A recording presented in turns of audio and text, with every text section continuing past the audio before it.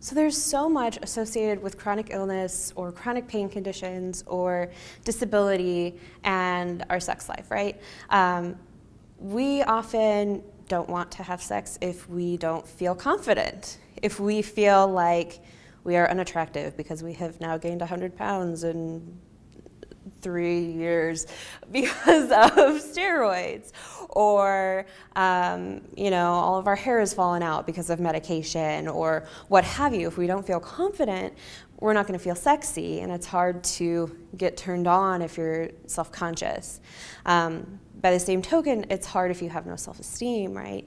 So if you are dealing with a partner who maybe doesn't understand what you're going through, and you're having a hard time communicating what you're going through, they don't understand it, and so there are assumptions made about your worth because of a lack of productivity or what have you, you're probably not going to want to feel like being intimate.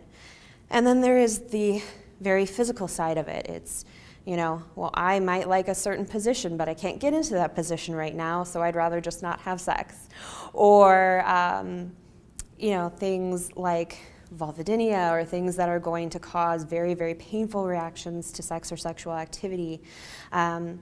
And these are a lot of things we don't talk about, right? Especially people who are women or who have been raised as women. It's, well, you're here to kind of serve somebody else in a sexual manner, and if it hurts, that's just normal.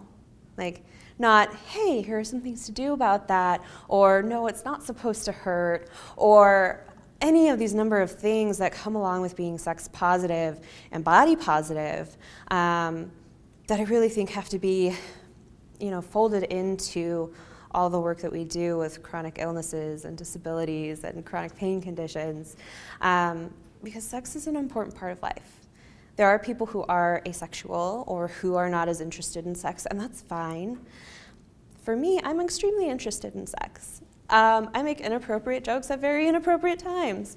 And, it's very difficult if I'm struggling with my own sex life to, live my life as fully as I'd like, because that's a huge part of who I am.